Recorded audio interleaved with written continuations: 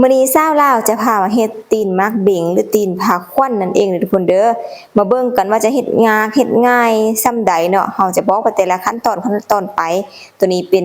มักเบงผาควันเด้อเนาะมักเบงผาควันเพราะว่าเฮาจะเฮ็ดเป็นผาควันผูกแขนปีใหม่ทุกคนแล้วก็จะมาสอนแต่ละอย่างให้เบิ่งเนาะเกลือคลิปนี้คือบอกจะเฮ็ดตีนโดยเฉพาะเลยตัวนี้เป็นการเฮ็ดตีนมักเบงเด้อทุกคนเด้อบ่ฮู้ว่าเคสอื่นแนวใดเลือกตองมาตองที่เหมาะสมทุกคนเด้อแล้วก็มาพับให้มันหน้าค่ะนะเนาะจะพับครึ่งก็ได้ถ้าตรงใหญ่ก็พับครึ่ง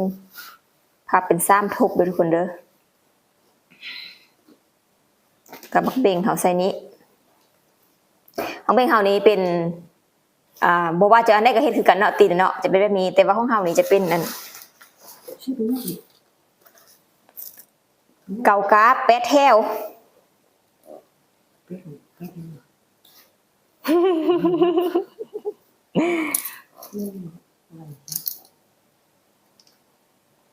การเฮ็ดตีนมักเบง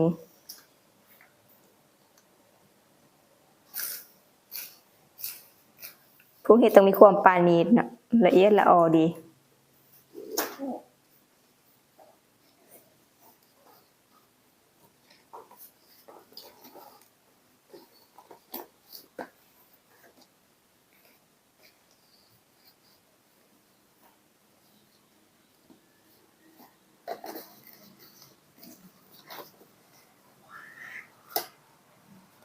คือบ่ฮีดอันนั้น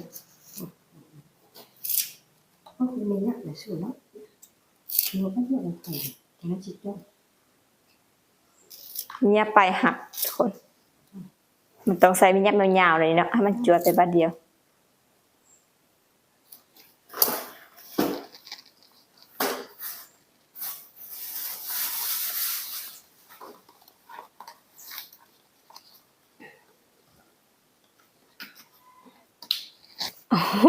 ปีนขึ้นมาบอกกันเลยแ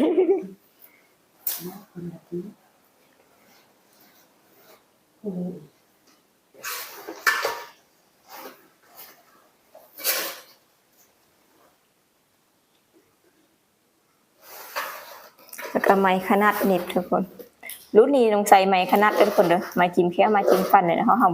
เวลาสิเล่าแล้วเนาะมันอื่นแฮ่อันกระฟูก่อกระเฟอใหญ่ติหรือเฮาเฮ็ดบ่เป็นเนี่ยกระเฟอนะ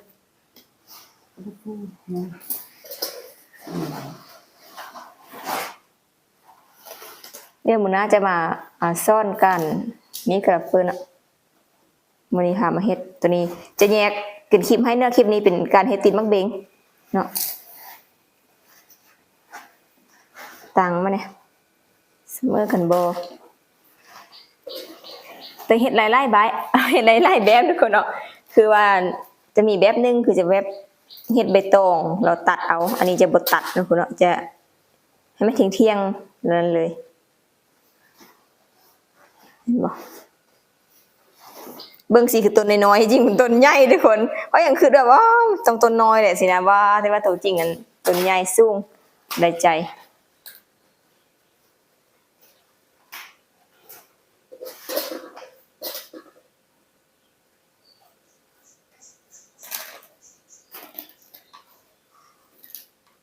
เน้นเข้าไปเลยทุกคนเพราะว่าตัวนี้จะบ่เห็นหอยเด้อเพราะเราจะ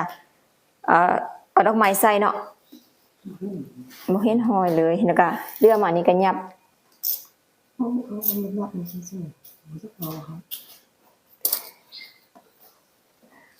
ขนาดเบกเว้าเลยทุกคนนี่ยังจมไปบ่เบิ่งสิมันคือกกใหญ่เนาะต้นใหญ่เนาะ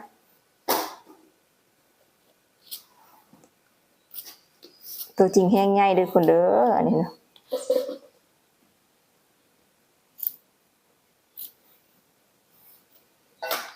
แล้วก็เป็นอันแล้วเนาะในการเฮ็ดตีนก็มักเบงพุ่นนะใหญ่เติมได้นะพุ่นนะโอเคคือเป็นอันแล้วเด้อทุกคนเด้อการเฮ็ดซ่อนเฮ็ดตีนมักเบง